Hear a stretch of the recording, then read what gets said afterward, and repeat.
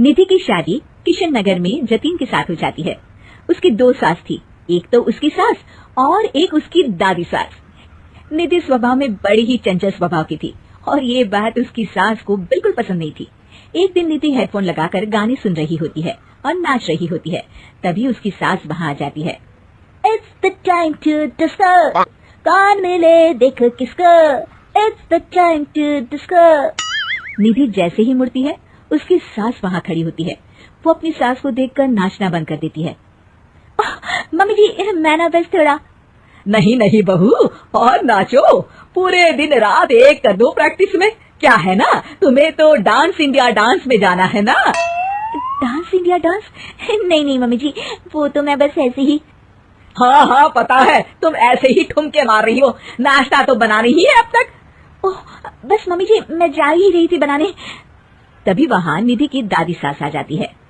अरे बहू, जरा मेरे कमरे में तो चल, मेरा चश्मा नहीं मिल रहा है। माँ जी, चश्मा मिलेगा भी कैसे, वो तो आपने अपने सर पर लगा रखा है। भूल गई थी मैं।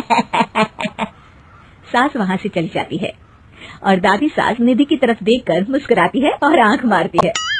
अगले दिन निधि टीवी देख रही होती है, तभी वहाँ उसकी सास आती है और कहती है, बहू ये क्या, दिन भर टीवी के सामने अपनी आंखें खराब करती रहती है तू। मम्मी जी, वो कोई काम नहीं था तो मैंने सोचा कि टीवी ही देख लूं। अच्छा, काम नहीं था, कोई नहीं, रात में घर में कुछ रिश्तेदार आ रहे हैं, उनका खाना बनाना है। चलिए बहुरानी जी। हैं? कितने लोग आ रहे हैं मम्मी जी? यही कोई 10-12 लोग होंगे। अभी से ही लग जाओ काम पर, समझी। उनकी खातिरदारी में कोई कमी नहीं रहनी चाहिए। सास वहाँ से चली जाती है। बाप रे, 10-12 लोग, इतने लोगों का खाना, इतना खाना तो एक साथ मैंने कभी नहीं बनाया। निधि रसोई में जाती है और सब्जी काटना शुरू करती है। सब्जी काटते हुए काफी वक्त बीत जाता है, तभी उसकी सास आती है। ये क्या, अभी तक सब्जी ही काट रही है? अरे अभी तक तो सब्जी बन भी जानी चाहिए थी। जल्दी जल्दी हाथ चलाओ बहू, मैं जरा मार्केट जा रही हूँ। सास चली जाती है। इतना सारा काम है और खुद अकेले ही करना पड़ रहा है मुझे। निधि सब्जी काटने के बाद आटा गूंदना शुरू करती है तो देखती है कि आटा खत्म हो गया है। आटे के पैकेट ऊपर वाले स्लैब में रखे हैं। उफ़, एक काम और बढ़ गया।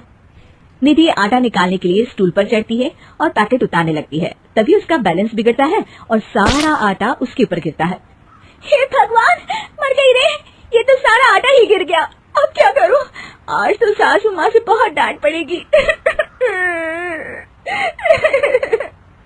तभी उसकी दादी सास को रोने की आवाज आती है और वो रसोई की तरफ आ जाती हैं। देखती है कि निधि आटे में लत-पत जमीन पर बैठी है और पूरा आटा रसोई में बिखरा हुआ है। अरे बहू, ये क्या हालत बना रखी है तूने अपनी? मेहमानों के आने का वक्त हो गया है और रसोई की ऐसी हालत है।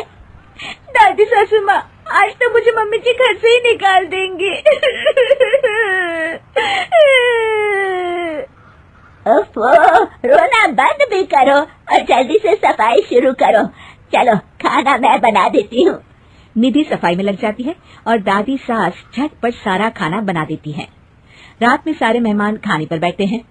लीजिए ना, आज तो सारा खाना हमारी बहू ने बनाया है। सब खाना शुरू करते हैं। कैसा लगा आप लोगों को बहू के हाथ का खाना?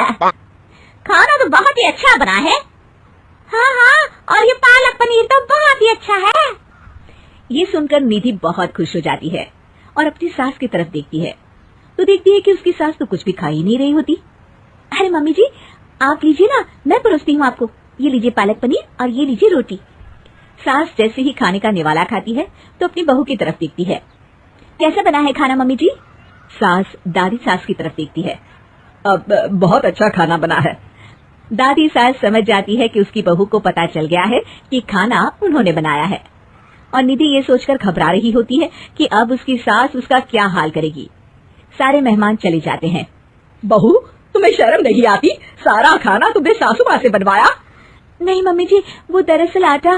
तभी दादी सास वहाँ आ जाती है और निधि की बात काटते हुए कहती है, अरे बहू, मेरी थोड़ी सी तबीयत ठीक नहीं लग रही, तू जरा डॉक्टर को तो बुला दे।